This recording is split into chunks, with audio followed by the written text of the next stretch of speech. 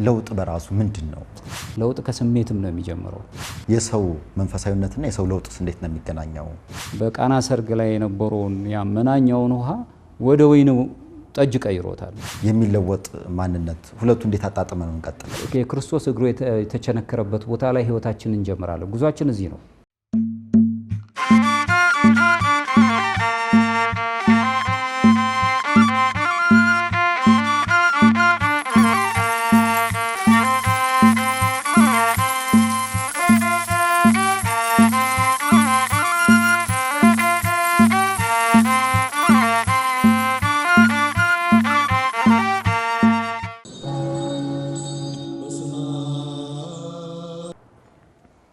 ሰላም ጤና ይስጥልን የተከበራችሁ ተመልካቾቻችን፣ ይህ ከማህበረ ቅዱሳን ቴሌቪዥን ወደ እናንተ የሚተላለፍ ዲናር የተሰኘ መርሃ ግብር ነው።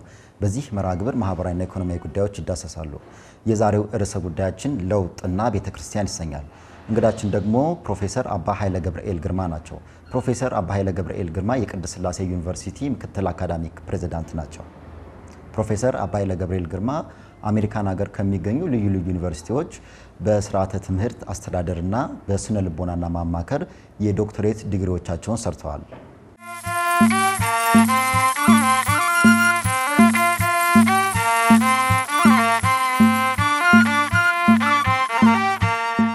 አባ ኃይለ ገብርኤል እንኳን በድጋሚ ተገናኘን። በዚህ መርሃ ግብር ባለፈው ተገናኝተን የበዓላትን ጉዳይ ከእርስዎ ጋር አንስተን ነበረ።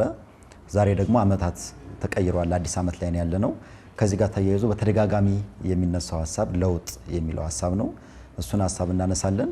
ከዛ በፊት ግን እንኳን ደስ አለዎት። በቅድስት ሥላሴ ዩኒቨርሲቲ የሙሉ ፕሮፌሰር ማዕረግ በማግኘት በዩኒቨርሲቲው ታሪክ የመጀመሪያ ሆነዋልና እንኳን ደስ አለዎት። አሜን። እንኳን አብሮ ደስ ያለኝ። በስመ አብ ወወልድ ወመንፈስ ቅዱስ አሐዱ አምላክ አሜን። ለመልካም ምኞታችሁ ደግሞ አመሰግናለሁ። እግዚአብሔር ይስጥልን። መልካም። የከፍተኛ ትምህርቶትን እዚሁ ቅድስት ሥላሴ ዩኒቨርሲቲ ነው የጀመሩት? ቀደም ብሎ ባሉት ሁኔታዎች ላይ ወደ መጀመሪያዎቹ አካባቢ ላይ የሲኤልሲ የዘመናዊ ትምህርትን ከጨረስኩ በኋላ ነው ወደ አብነት ትምህርት ቤቶች የሄድኩትኝ። ከዛ በኋላ ግን ኤቪ የሚባል ነበር እዚህ አፍሪካን ቨርቹዋል ዩኒቨርሲቲ 4 ኪሎ ውስጥ እንደ ኮምፒውተር ሳይንስ ነገር ነበረ። እዛ ማር ነበረ። በኋላ ግን ቅድስት ሥላሴ ሲከፈት በፊት ከመጽሐፍ ቤት የቅኔ ቤት ተማሪ ነበርኩኝ። እንደተከፈተ ነው የሰማሁት። ከዛ በኋላ ነው እዚህ ትምህርት ቤት የገባሁትና መጀመሪያም ቴዎሎጂን የጀመርኩት እዚሁ ነው። የማስተሬት ዲግሪዎችን ሰርተዋል በሁለት የትምህርት ዘርፍ። ከዛ በኋላ ደግሞ ሁለት የዶክተሬት ዲግሪዎችን እንደዚሁ በስነ ልቦናና በስርዓተ ትምህርት እዚሁ አሜሪካን ሀገር ነው የሰሩት። ግን ምንድነው መጀመሪያዎቹ ላይ ቀጥታ ሄድኩት ዩሮፕ ነው፣ ስዊዘርላንድ የምትባል ሀገር።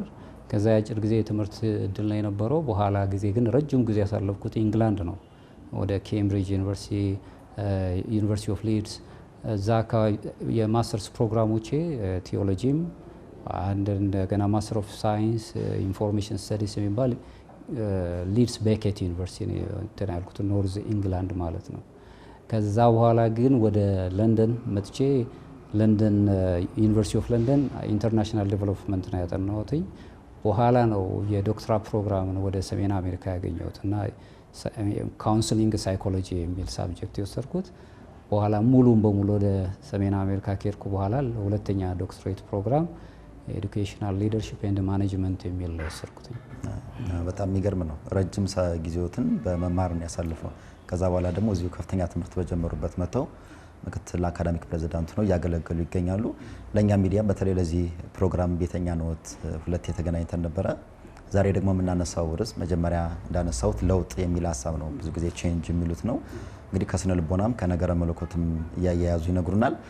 እንደው ሀሳቡን ለመጀመሪያ እንጀምርና ለውጥ በራሱ ምንድን ነው? ለውጥ ሁለንተናዊ ነው፣ ተፈጥሯዊ ነው።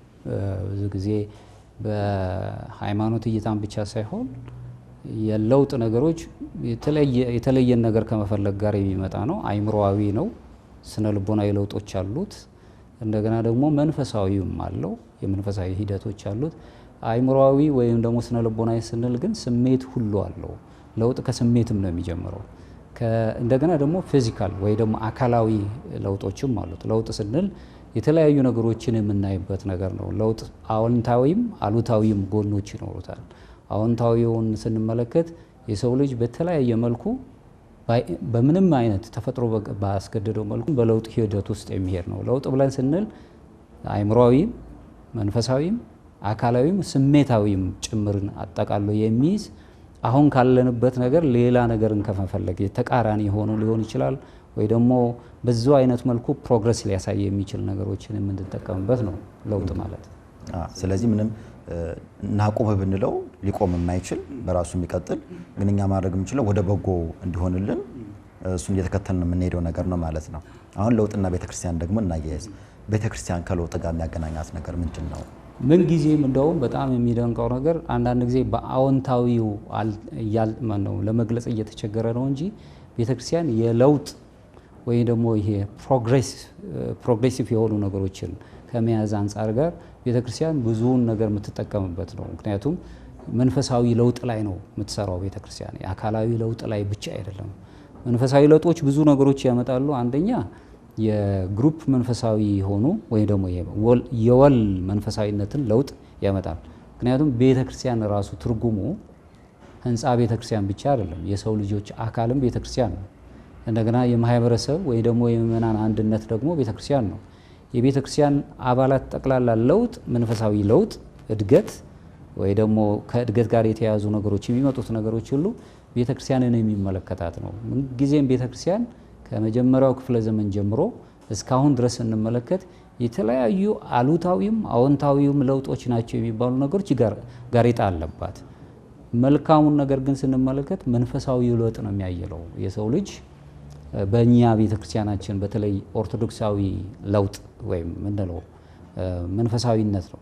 መንፈሳዊነት በሶስት መልኩ የተለየ ነው። አንደኛው እኛ የምናነሳበት ኦርቶዶክሳዊ መንፈሳዊነት የምንለው ሚስቲካል ዩኒየን ነው የምንለው ከማን ጋር? ከአምላካችን ህብረት፣ ከአምላካችን ጋር። ስለዚህ ይህን ለማምጣት በመጀመሪያ ሰዓት ላይ የሰው ልጅ ከታች ነው የሚጀምረው። ፒዩሪፊኬሽን እንለዋለን፣ የስጋ ንጽህና ማለት ነው፣ ወይም ንጽሐ ስጋ የምንለው ነው። የስጋ ንጽህናን የስጋ መድከምን ሁሉ አልፎ ሄዶ ሌላ ለውጥ ያመጣል። ያ ደግሞ ኢሉሚኔሽን ወይ ኮንተምፕሌሽን የምንለው እኛ በኦርቶዶክስ ነገረ መለኮት ላይ እሱን የምናይበት ሙሉ በሙሉ ንጽሐ ነፍስን ነው የሚመለከተው። እዚህ ላይ የነፍስ ንጽህና ነው የሚያየው። የነፍስ ንጽህና ደግሞ ምንጊዜም ከእውነት ጋር መታገል ነው። ይሄ ቁሳዊውን ዓለም ትቶ ወጥቶ ከእውነት ጋር መታገል፣ ይሄ አንድ ለውጥ ነው። መጨረሻዎቹ ላይ ግን ስንደርስ ምንድነው ማዳረሻውን የምንመለከትበት ፐርፌክሽን የምንለው ወይ ደግሞ ንጽሐ ልቡና የምንለው ነው። የልብ ንጽህና ላይ ስንደርስ ነው እግዚአብሔርን የመምሰል ወይም ላይክነስ ኦፍ ጋድ የምንለውን ነገር የምናገኘው። እነዚህን ስንመለከት የቤተ ክርስቲያን ለውጧ ይህንን ነው የሚያሳየው። መንፈሳዊ ለውጥ፣ የመንፈሳዊ እድገት ወይም መንፈሳዊ የህይወት ለውጥን የምናመጣበት ነገር ነው የምናየው። ቤተ ክርስቲያን ምንጊዜም የለውጥ ባለቤት ናት የምንለው በአዎንታዊ ገጹ ይህንን ነው የሚመስለው። የሚቀየር የሚለወጥ ነገር ወይ ደግሞ የማያስፈልጉ ነገሮችን ትተን በዓለም ላይ ሊጋርጠን የሚችለው ነገሮችን ትተን መንፈሳዊ ነገሩን ብቻ ይዘን የምንሄድበትን ነገር ቤተክርስቲያን ምን ጊዜም ስታስተናግድ ነው የኖረችው እና ያንን በአዎንታዊው ገጹ ብቻ ማየት ነው የተሻለ የሚሆነው ማለት ነው። መልካም እንግዲህ ቤተክርስቲያንን ካነሳን አሁንም መንፈሳዊነትና ለውጥን እያስተሳሰርን እንሂድ። አሁን ብዙ አገልግሎቶችን ካየን በተለይ ወደ ቤተክርስቲያን ሲገባ እያንዳንዱ ቁስ እንኳን ይቀየራል። ለምሳሌ ከእንጨት የተሰራው ቁስ ተቀይሮ ወደ መስቀልነት ወደ ቅዱስ መስቀል ይሆናል።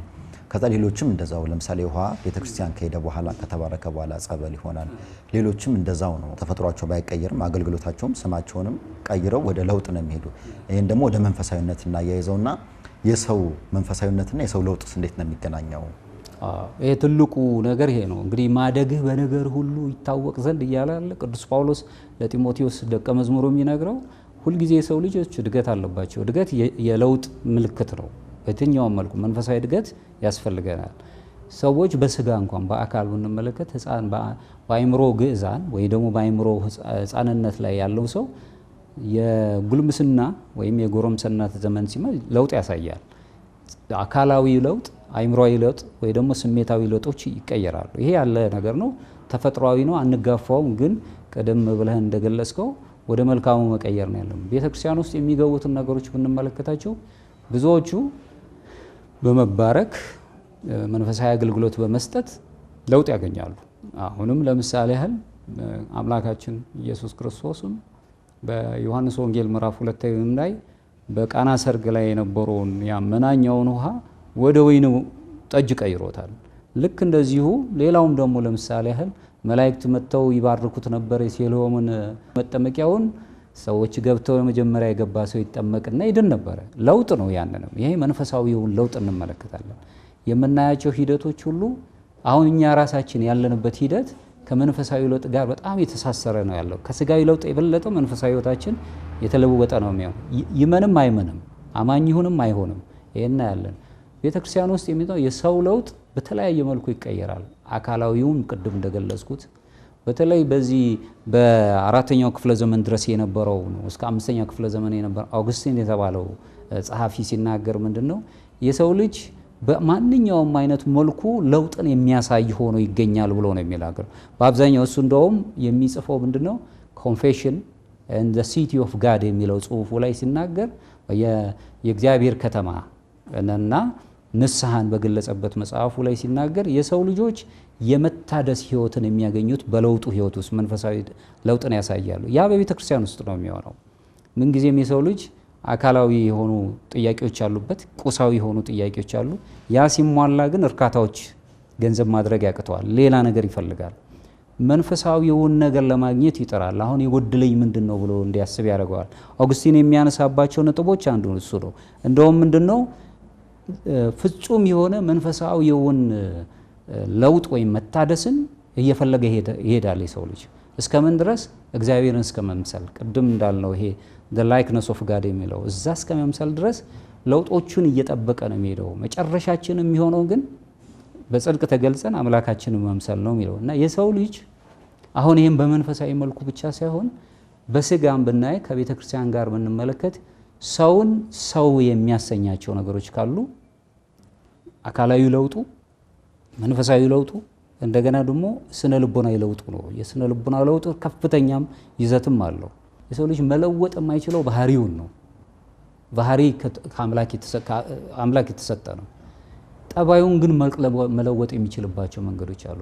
ይሄም የሆነው ምንድነው በመማር ምክንያቱም እስመ ኩሉ ዘጸዋ ስመ እግዚአብሔር ይድህን ይላል ቅዱስ ጳውሎስ ሲናገር። የእግዚአብሔርን ስም ካልጠራ የሚጠራ ሁሉ ይድናል አለ። ግን ሲጠራ ነው ያለው መጀመሪያ። ሳይሰሙት እንዴት ይጠሩታል? ያ እንግዲህ የሚያሳየው ትምህርትን ነው የሚመለከተው። ትምህርት ፕሮሰስ መሆኑን ማለት ነው፣ ሂደት መሆኑን ይነግረናል። ከዛ በትር ደግሞ መጀመሪያውኑ ሳያምኑት እንዴት ይጠሩታል? ሳይሰሙትስ እንዴት ያምናሉ ነው የሚለው። ሁሉም ሂደቶች አሏቸው እና የሰው ልጅ አካላዊም ቢሆን ለውጦቹ አዝጋሚም ላይሆኑ ይችላሉ። በምንፈልጋቸው ፍጥነቶች ሊሄዱ ይችላሉ። በተወሰነ መልኩ መንፈሳዊውን ነገር ሊጠይቀዋል። የስነ ልቦና ጥያቄዎች መንፈሳዊ ነገር እንዲመልስለት ይፈልጋል። ስለዚህ አምላክ ይፈልጋል ወይ ደግሞ ተፈጥሯዊውን ነገር ሊያሸንፍለት የሚችል አንድ የሚያሸንፍለትን ነገር ሊጠጋ ይፈልጋል እና ቤተ ክርስቲያን ይሄንን ታሟላለች። የሰው ልጆችን ተፈጥሮ ሙሉ የማድረግ ጸጋ አላት። የምትፈልገው በመከራ ውስጥ ያለን ሰው ራሱ ከመከራ እንደሚወጣ የለውጥ ዘመን እንደሚኖርለት ተስፋ ትሰጠዋለች። ተስፋ ነው ትልቁ ነገር።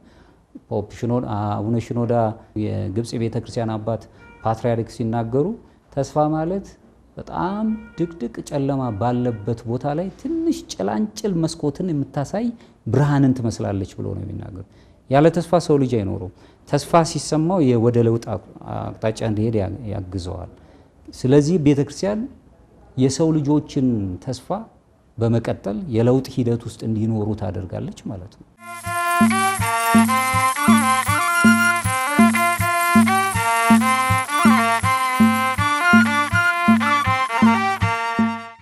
የሚገርም ተስፋን የሰጠንም የታመነን ይላል መጽሐፍ። እሱንም እኛ እንግዲህ እናምናለን። ቅድም ሲያነሱልን የነበረ አንድ ሀሳብ አለ። በተለይ በሃይማኖት ውስጥ የሚለወጡና የማይለወጡ ነገሮች ነው። ከሱ በፊት ግን ቤተክርስቲያን ጋር የገባ አብዛኛው ንዋየ ቅድሳት ብለን የምንጠራቸው ሙሉ በሙሉ ነው የሚቀይሩት ማለት ነው። አሁን ለምሳሌ ከተመረጸ እንጨት የተሰራው ታቦት ቅዱስ የእግዚአብሔር ዕቃ ይሆናል።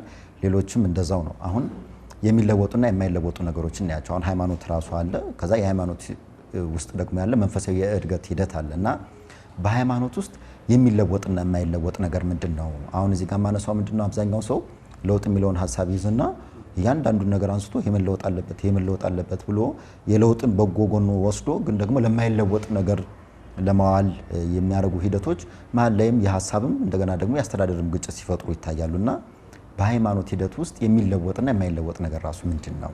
እግዚአብሔር ይስጥልን። ቅድም ካነሳው ልነሳ። በቤተ ክርስቲያን ውስጥ የሚገቡ መባዎች በሙሉ ንዋየ ቅድሳት በሙሉ ጸሎት በደረሰባቸው ጊዜ ያንን በጸሎት ይለወጣሉ፣ ይባረካሉ። ከዛ ጊዜ ጀምሮ ለሌላ አገልግሎት አይውሉም። ሁሉንም አሁን ቅድም እንደገለጽከው የቤተ ክርስቲያን የሚያስፈልጉ ማንኛውም ነገሮች ንዋየ ቅድሳት በሙሉ ጸሎት እስከደረሰባቸው ጊዜና ከተባረኩ በኋላ ግን ለሌላ አገልግሎት አይውሉም። ይሄም አንድ ለውጥ ነው። ያንን በዛ እናያለን፣ እናምናለን። ይሄ የትኛውም ቦታ ላይ የምናየው ነገር ነው። አሁን የምናያቸው ለምሳሌ በቤተ ክርስቲያን ውስጥ የሚለወጥና የማይለወጥ አሁን ለውጥን በአዎንታዊና በአሉታዊ ማየት ይጠይቃል። ምን አይነት ለውጥ ነው የሚያስፈልግ? ፐርሰናል ማለት ግላዊ የሆነ ለውጦች አሉ። በግል የምንለወጣቸው አሉ። በግል የምንለወጣቸው እንዳሉ ሆኖ ደግሞ እንደገና ደግሞ ቀኖናዊው ከሆነ ውጪ የሃይማኖታዊ ይዘቶች ያሏቸው ደግሞ እኛን ሊያበለጽጉ የሚችሉ ነገሮች አሉ። እሱን አሁን በአዎንታዊው ለውጥ ላይ ነው የምናስቀምጣቸው። ሌላው ምናልባትም አሁን ህብረተሰቡ የተቀበላቸው ያልተቀበላቸው ወይም ታሪካዊ የሆኑ ያልሆኑ የለውጥ ሂደቶች አሉ። ማንኛውም ሰው ዘመን ለምሳሌ ተቀየረ፣ ለውጥ ነው። እንድንለወጥ አምላካችን ጊዜ ሰው ዘመኑን ዋጁት እያለ የለውጥ ሰዎች እንድንሆን ይነግረናል።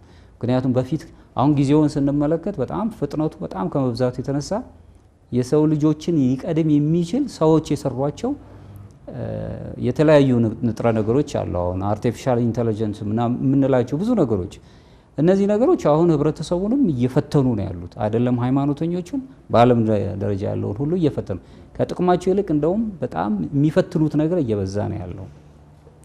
የትኛው ነው የሚለወጠው የትኛው ነው የማይለወጠው የሚሉትን ነገሮች ማሰብ ያስፈልጋል። ከለውጥ ጋር ስንሄድ አሁን ብዙ ጊዜ የሚያያይዙት የስነ ልቦና ምሁራን የሞራል ወይ ደግሞ የአይምሮዊው የተባለው የስነ ልቦናውን እና ከዛ ደግሞ የስነ ምግባር ለውጦች አሉ። በስነ ምግባር መለወጥ ራሱን የቻለ በፊት ያጠፋ የነበረ ላለማጥፋት ራሱን ነፃ ማድረግ። ምክንያቱም አንድ ጊዜ ያጠፍቷልና ሁሉ ያጠፋል ተብሎ አይታሰብም። አንድ ትምህርት ካገኘ ሊለወጥ ይችላል ተብሎ ይታሰባል። ሌላው ምንድነው? ቤተክርስቲያን ምንጊዜም የለውጥ መንገድን የያዘች የለውጥ ሐዋርያ ናት ቤተክርስቲያን። ያ ማለት አዎንታዊው ለውጥ ማለት ነው። የማይለወጥ ነገር አለ ቤተክርስቲያን ውስጥ። ሃይማኖት አይለወጥም። የሃይማኖት ትምህርቶች የሚለወጡ አይደሉም። ምን እናምናለን? በኦርቶዶክሱ እምነት ስለ የምናምንባቸው እምነቶች እኛ በእግዚአብሔር አንድነት ሶስትነት እናምናለን። ይሄ የምንለውጠው አይደለም፣ የምናምነው ነው፣ የተገለጠልን ነው።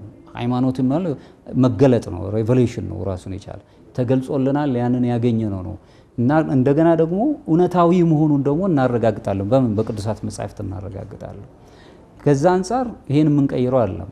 ቀኖናዊ የሆኑ ይዘቶች ያሉ ለምእመናኑ የሚጠቅሙ ለቤተ ክርስቲያን የሚጠቅሙ ከአሰራር አንጻር ከአስተዳደር አንጻር ሊለወጡ ሊሻሻሉ የሚችሉ ነገሮች አሉ። ለውጥ ስንል ፍጹም የሆነ መለወጥ ብቻም አይደለም፣ ሊሻሻል የሚችል ብሎ ማምጣት የሚቻሉ አሉ። ግን በቤተ ክርስቲያናችን ውስጥ ሶስት ነገሮች አሉ። ዶክትሪን ሃይማኖት፣ ሁለተኛው ደግሞ ትራዲሽን የምንለው ትውፊት እና ካኖን ወይም ደግሞ ቀኖና። እነዚህ በዚህ ነው ቤተክርስቲያኗ መሰረቷን የጣለችው፣ በእነዚህ ነው የምትተዳደረው። ለውጥ የማያስፈልጋቸው አሉ። አባቶቻችን ለዚህ ለቤተክርስቲያናችን ወይም ከቀኖና ቤተክርስቲያን አንጻር ያስቀምጡልናል። ይሄን ልንቀይረው የማንችለው ነው። አንዳንድ ቀኖኖች ግን እንደየስርዓቱ ቅዱስ ሲኖዶስ ወይ ከፍተኛው የቤተክርስቲያኑ ትልቁ አካል ተወያይቶበት ለምእመናን ይጠቅማል፣ ይህን ለመንፈሳዊ ነገር ያበቃቸዋል ብሎ ሊቀይራቸው የሚችል አሉታዊ ሳይሆን አዎንታዊ ለውጦች ይኖራሉ። ከዛ ውጪ ግን አሁን የምናያቸው በማንኛውም አይነት መልኩ እነዚህ ነገሮች መቀየር አለባቸው፣ እነዚህ ነገሮች መለወጥ አለባቸው፣ እናንተ የለውጥ ሐዋርያ መሆን አለባቸው የሚል በአሉታዊ መልኩ የሚገለጽ አለ። ቤተክርስቲያን ያንን አትቀበልም። ከቅዱሳት መጻሕፍትም አንጻር ብንመለከት ይህንን ለመቀበል ይቸግራታል፣ የምትቀበለውም ማለት ነው። ብዙ ጊዜም በተለይ ደግሞ ዋናው ሀሳብ የሚሆነው እዚህ ጋር ለውጥና አሳሳች ጉዳዮች ነው። አሁን ሲሰሙ ወይ ደግሞ ስናያቸውም በጣም ልብን የሚሰቅሉና የሚይዙ ጉዳዮች ይሆናል። ለምሳሌ መለወጥ፣ አዲስ መሆን እና መሰል ጉዳዮች አሉ። አሁን ለውጥና አሳሳች ጉዳዮች ቤተክርስቲያን እንዴት ነው የሚፈትኑ ነው? አሁን ብዙ ጊዜ ለውጥ ሲባል በቃ መለወጥ አለበት፣ አዲስ መሆን አለበት፣ ዘመኑ መዋጀት አለበት የሚባል አለ። በዛ በተቃራኒው ደግሞ ይሄንን ሀሳብ ይዘው እያንዳንዱን ነገር ለመቀየር የሚነሱ እንትኖች አሉ፣ ሀሳቦችም አሉና ለውጥና አሳሳች ጉዳዮችንስ እንዴት ነው የምናያቸው ነው? አዎ ይሄ በጣም አሁን ቤተክርስቲያን ያላት ተግዳሮት ነው። ሁላችንም ጋር ነው ያለው። ምክንያቱም ለውጥ የተተረጎመበት ትርጉሙ ራሱ የተሳሳተ መሆኑን እናያለን። ማንኛውም ሰው አሁን ስሜት ነው አሁን እየነገሰበት ያለው ማለት በአብዛኛው በስሜት ነው እየተገለጹ ያሉት። ከስሜት መውጣት አለብን። ምን አይነት ለውጥ? አንደኛ እኔ በራሳችን አንድ ሰው በቁመናው እንኳን ባህሪውን መቀየር አይችልም፣ መለወጥ አይችልም። ጠባዩን ግን መቀየር ይችላል። ጠባይና ባህሪ እጅግ የሚለያዩ ነገሮች ናቸው። በባህሪያችን እኛ ሰው ሆነን የተፈጠርነው ይሄ ነው ተፈጥሯዊ ባህሪያችን። ይሄንን ተፈጥሯዊ ባህሪያችንን መቀየር አንችልም። ዓለም እየነገረን ያለው ግን እሱን አይደለም። በጣም አሁን አሳሳች የምንለው ነገር ይሄ ነው። ሰው ተፈጥሯዊ ባህሪን ሁሉ ለመቀየር እየተዘጋጀ ነው ያለው። በሌሎች ዓለማት አሁን ትልቅ ተጽዕኖ ፈጥሯል። ይሄ እኔ ብሎ ከመሬት ተነስቶ ጾታዬን መግለጽ አልፈልግም፣ ወንድ ሴት ብለህ እንድጠረኝ አልፈልግም የሚል አሁን ሰው ካለበት ተፈጥሯዊ ጠባይ ወይም ባህሪ እየወጣ ያለበት ነገር እናያለን። ይሄ ተግዳሮት ነው፣ በጣም ከፍተኛ ተግዳሮት ነው። እንደው እምነት እንዳለ እንደ ኢትዮጵያ ላሉት አገራት እምነት ስላሉበት የእምነቱ ነጸብራቅ ይዞት ነው እንጂ በሌላው ዓለም በጣም ፈታኝ የሆነበት ጊዜ ነው ያለው። ቴክኖሎጂውን እገዛ በማድረግ ይሄ የተለያዩ ሆኖ አሉታዊ የሆኑ የለውጥ መንገዶችን እየተንጸባረቀና በተለይ ህፃናት፣ ተማሪዎች እየተጎዱ ነው ያሉት በዚህ ሰዓት።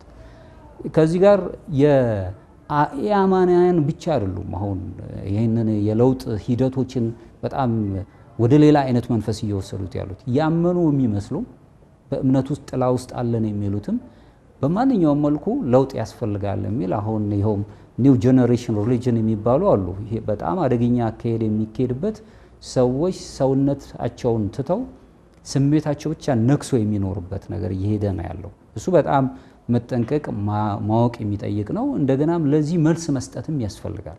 በተቻለ አቅም መልሱ እሰጥ አገባ በሚያይነት መልኩ ሳይሆን እንደው በተገራ አንደበት ቅዱሳት መጻሕፍትን መሰረት አድርጎ የስነ ልቦና ውቅርንም በመገንዘብ ከስሜት ነፃ የሆነ እውነታነትን ብቻ ያዘለ እውነት ደግሞ አንጻራዊ ሳትሆን አማናዊት ሆና የምትቀርበው ከሆነ የሚቀርቡ ከሆነ ለዩ ነገሮች እናገኛለን።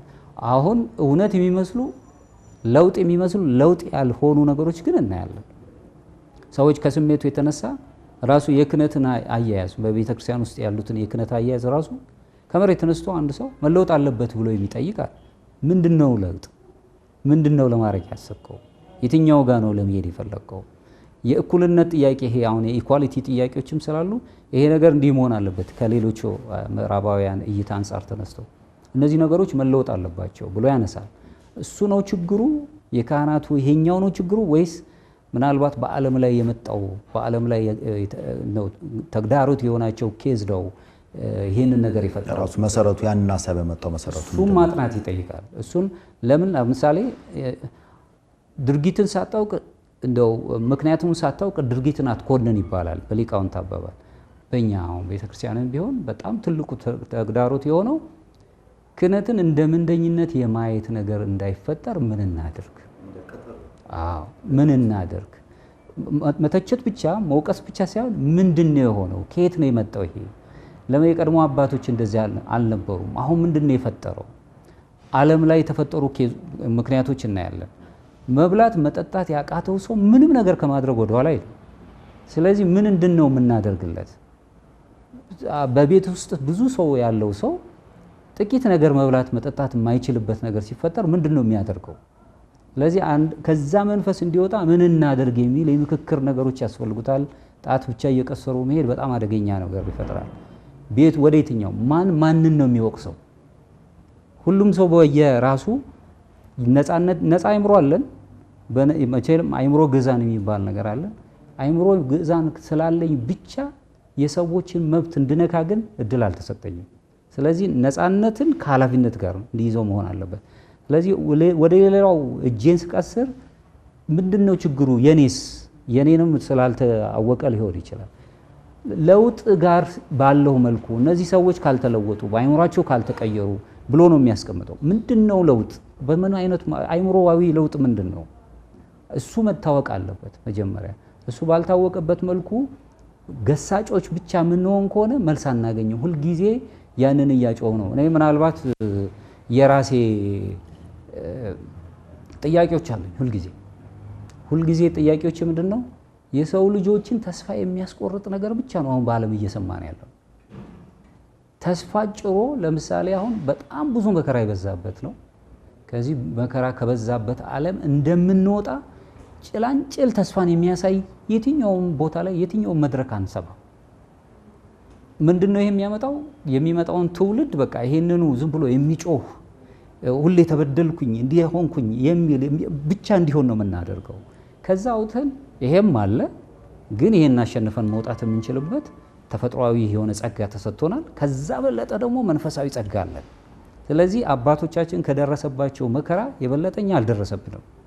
በዘመናቸው የነበሩት በእኛው ኢትዮጵያውያን የነበሩት እነዛ ምስኪን ህብረተሰብ ምስኪን የነበሩት አርበኞች ከደረሰባቸው የበለጠ አልደረሰብንም። እንዴት አድርገን ከዚህ እንውጣ ብሎ የሚነግር መድረክ አናይም። ስለዚህ ለወጣቱም ተስፋ የለውም። ተምሮ ስራ የለውም፣ ለውጥ የለበትም ማለት ነው። ሰርቶ ቤቱን ማስተዳደር አይችልም፣ ለውጥ የለውም ማለት ነው። እንደገናም ያ በዛ ጭንቀት ውስጥ የሃይማኖት ተቋማት ላይ ቤተክርስቲያንም ሲመጣ የሚጠብቀው ነገር ሁልጊዜ አይምሮውን የሚጎዳው መሆኑ ሲያይ ይሄ ነገር እንዴት ነው ብሎ እንደውም ተስፋ ወደ መቁረጥ ነገር ውስጥ በተለይ ወጣቶች አሁን ተስፋ እየቆረጡ በየሚዲያው ራሳቸውን እስኪያጠፉ ድረስ ደርሰዋል። ይሄ የሚያሳየው ምንድነው? በዓለም ላይ እየተገለጸ ያለው ይሄ ቁሳዊው ለውጥ ማቴሪያል ራሱን ትራንስፎርሜሽን የምንለው ነገር ልጆቹን ወደ ሌላ አይነት መንገድ እየወሰደ እና አሁን እኛ በተለይ እንደ ቤተክርስቲያን እንደ ትምህርት ተቋም ተስፋን የምንጭር ሰዎች ነው መሆን ያለብን እና አሉታዊ ተጽዕኖዎቹ በቤተክርስቲያን ላይ ከፍተኛ ከመሆኑ የተነሳ እንደውም ቤተክርስቲያን አሁን ጊዜ በየትኛው ሚዲያ ይሄው አሁንም ሊጮክ ነው የሚል ምሳሌ እያያዘን እየመጣ ቤተክርስቲያን ከዛ በላይ ናት። ከዛ በላይ ከምናስበው በላይ ናት። ልዕልናዋ ከፍ ያለ ነው። ለምንድን ነው የካህናቱ ልዕልና ወይ ደግሞ የምእመናኑ ልዕልና የተነጠቀው ብለን መጠየቅ አለብን። ያንን ካገኘን ምናልባትም በዓለም ደረጃ በጣም ጥሩ እንደ አዎንታዊ የምንወስደው ራሱን የቻለ ሲስተማቲክ ወይም ሳይንቲፊክ የሆነ ሪሰርች ሜተድ አለ። ምንድነው ችግሩ ብሎ ከምንም ነገር የጸዳ ማዕከላዊነትን የጠበቀ ጥናት ይፈልጋል። ይሄንን ሰውን አሁን ከዚህ ችግር ውስጥ ለማውጣት የሚበላው የሚጠጣ የለውም፣ ልጆቹ የሚያስተዳድሩበት የለውም። አሁን በምናስበው በገዳማት እንኳን ብንመለከት በፊት ምእመናን ነበሩ፣ የነሱ ድርሻ ከፍተኛ ነው። አሁን በየትም ቦታ መሄድ አይችሉም። ገዳማውያን ይራባሉ፣ ይጠማሉ። አዎ መንፈሳዊን ግን ለቁመተ ስጋ ደግሞ ያስፈልጋል። ይሄ ባለበት ሁኔታ ሁልጊዜ ፈራጅ ሆኖ ከመቀመጥ ሲቆም ብሎ ምንድነው የሚደረገው? ምንድነው ማድረግ ያለብን? ተስፋ ጫሪ ሁልጊዜ ችግር ፈቺ የሚሆኑ ነገሮችን በተወሰነ መልኩ በቀላሉ አሁን የሚቀበለን ክፍል አናገኝም። ግን እየቆየ ሲሄድ ግን ተደማጭነቱ ከፍተኛ ነው የሚሆነው። ከኔነት መንፈስ መውጣት የእኛነት መንፈስን ይዘን መሄድ ነው ያለብን ብዬ ነው የማስበው። የተከበራችሁ ተመልካቾቻችን ቆይታ እያደረጋችሁ ያላችሁት ከማህበረ ቅዱሳን ቴሌቪዥን ጋር ነው። ርዕሰ ጉዳያችን ደግሞ ለውጥና ቤተክርስቲያን ይሰኛል። እንግዳችን ደግሞ ፕሮፌሰር አባ ኃይለ ገብርኤል ግርማ ናቸው። አሁንም ቆይታችሁ ከኛ ጋር እንዲሆን በድጋሚ ግብዣችን ነው።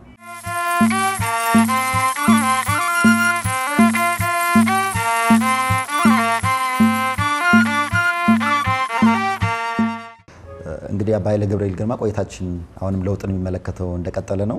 አሁን ሀሳባችን ምንድነው? ፈጣሪያችን አይለወጥም። በባህሪው የማይለወጥ እግዚአብሔርና የሚለወጥ ደግሞ ሰዋዊ ማንነት ይዘናል።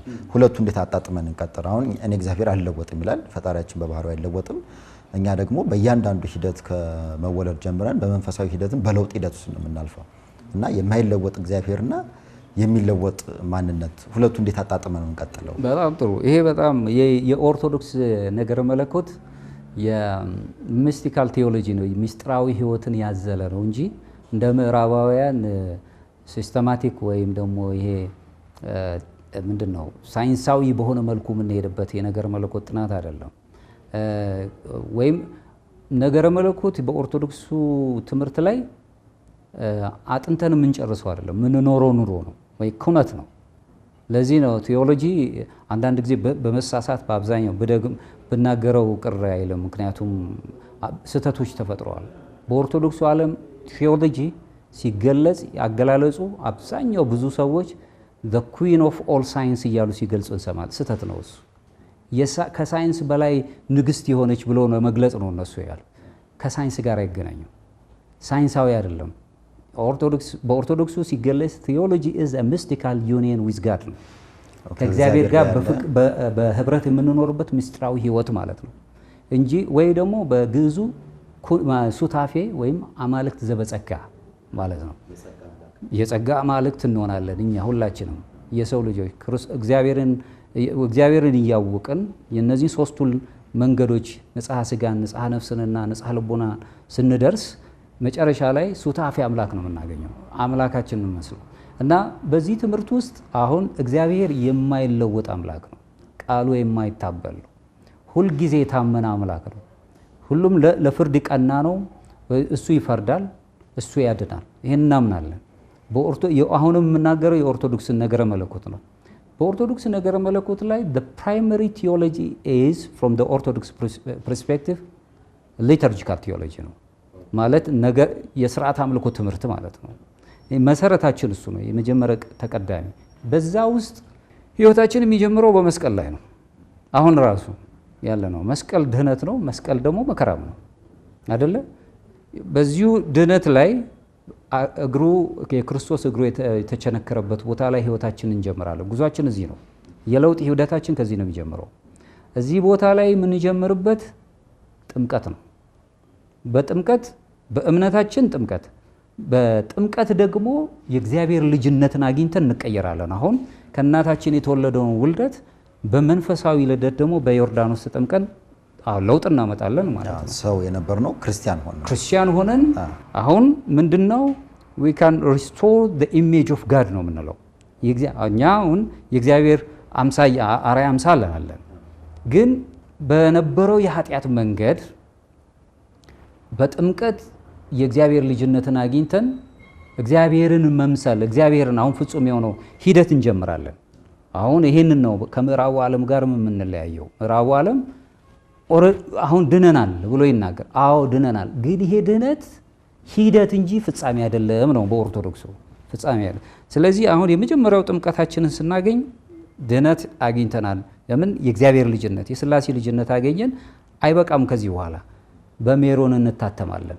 ጉልበቱ ላይ ክርስቶስ የተገፋበት ይሄ ምስጢራዊ ይዘት ነው ያለው። ይሄ ደግሞ ምንድነው? ማህተብ ነው። ከአጋንንት ከተለያዩ ዓለማዊ ፍላጻዎች ሁሉ ነፃ የምንሆንበት መንፈስ ቅዱስ የታተመበት ማህተብ የምናገኝበት ነው። ሶስተኛው ደረጃ ክርስቶስ ለንግኖስ የወጋበት ደረቱ ላይ ቅዱስ ቁርባን ወይም ስጋው ደሙ የምንለው ማለት ነው። እዚህ ስጋው ደሙ እናገኛለን። በዚህ እነዚህ ሶስቱ ሚስጥራት ምን ተብለው ነው የሚታወቁት? ክርስቶስን ልበሱት ይላል ቅዱስ ጳውሎስ። እግዚአብሔርን የምንለብስበት ነው። ተጠምቀን ቅባ ሜሮን አግኝተን እንደገና ደግሞ ስጋው ደሙ ተቀብለን አሁን እግዚአብሔርን ለብሰን ማለት ነው። እኛ አሁን አማልክት ዘበጸጋ ያሰኘን ሂደት እየፈጸመን ነው። እንደዛ ሆኖ ግን የሰው ልጅ መውደቅ መነሳት አለበት። ይወድቃል፣ ይነሳል። ስንወርቅ በስጋችን ንስሐ የሚባል ነገር አለ። ክርስቶስ እጁ የተቸነከረበት ቦታ በቀኝ እጁ የተቸነከረበት እሱን የንስሐ እናገኝበት። በንስሐ ደግሞ እንመለሳለን። የመንፈስ ድቀት የመንፈስ ውድቀትና ወይ ደግሞ የስጋ ህመም ቢገጥመን ደግሞ አባቶቻችን ካህናት በቅባ ሜሮን በቅባት እነሱ ደግሞ በቀንዲል ላይ የምንለው ማለት ነው። ይሄ ግራ እጁ የተቸነከረበት ክርስቶስ ማለት ነው። ሂደታችን እንግዲህ ለውጡን ተመልከተው። በዚህ ሊጥ እንሄድና የመጨረሻው አክሊለ ሦኩ ላይ ነው የምንደርሰው። አክሊለ ሦኩ ላይ ስንደርስ ደግሞ ትልቅ ለውጥ ነው የምናገኘው። በጣም የሚገርም ነገር እንደውም ከባዱ ፍቅር የሚባለው እሱ ነው። እሱ ላይ ሁለቱ ሚስጥራት አሉ ይከናወኑልና፣ አንዱ ሚስጥረ ተክሊል ነው፣ ሌላው ደግሞ ሚስጥረ ክህነት ነው። በሚስጥረ ክህነት በኦርቶዶክስ እይታ ደግሞ ሁለት አይነት ነው ክህነቱ። አንደኛው በማግባት የሚፈጸም ነው፣ አንደኛው ደግሞ በድንግልና የሚፈጸም የምንኩስና ነው። እነዚህ ህይወት ነው ያለን እኛ። በዚህ ህይወት በዚህ ለውጥ ውስጥ ነው እግዚአብሔርን ወደ መምሰል ስንጀምር። በምንድነው የጀመርነው? በጥምቀት እምነት ነው። ስንፈጽም ግን በፍቅር ነው፣ በእውቀት አይደለም። እውቀት ሂደት እንጂ ፍጻሜን የሚሰጠን አይደለም። የመጨረሻው እግዚአብሔርን የምንመስለው በፍቅር ነው። በፍቅራችሁ ሁሉን ነገር ታገኛላችሁ ነው ትገዛላችሁም ነው የሚለን እና ለምሳሌ እኔን የሚወድ ቢኖር ትእዛዜን ይፈጽም። ትእዛዙ ምንድን ነው ብለን ስንጠይቅ ዮሐንስ ወንጌል ምዕራፍ 15 ላይ እርስ በርስ መዋደድ አለ። የእርስ በርስ መዋደድ ደግሞ ጥጉ ምንድን ነው ብለን ስናይ የራሱን ሕይወት አሳልፎ ከመስጠት የበለጠ ምን ፍቅር አለ ብሎ የፍቅር ትልቁን ትርጉም ፍቅር ማለት በልቦና ላይ የተተከለ የመውደድ ኃይል ማለት ነው። አሁን the image of God የምንለውን ወይም እግዚአብሔር መምሰል ይሄን ካገኘን በኋላ ሂደታችን ሄዶ ለውጣችን እግዚአብሔርን ወደ መምሰስ መጣ ግን the likeness of God የሚለውን ፍጻሜውን አዎ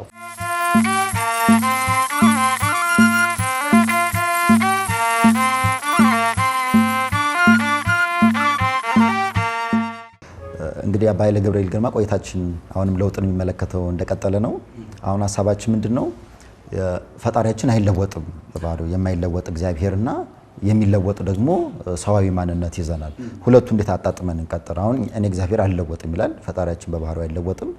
እኛ ደግሞ በእያንዳንዱ ሂደት ከመወለድ ጀምረን በመንፈሳዊ ሂደትም በለውጥ ሂደት ውስጥ ነው የምናልፈው እና የማይለወጥ እግዚአብሔርና የሚለወጥ ማንነት ሁለቱ እንዴት አጣጥመን ነው እንቀጥለው? በጣም ጥሩ። ይሄ በጣም የኦርቶዶክስ ነገረ መለኮት የሚስቲካል ቴዎሎጂ ነው፣ ሚስጥራዊ ህይወትን ያዘለ ነው እንጂ እንደ ምዕራባውያን ሲስተማቲክ ወይም ደግሞ ይሄ ምንድነው ሳይንሳዊ በሆነ መልኩ የምንሄድበት የነገረ መለኮት ጥናት አይደለም።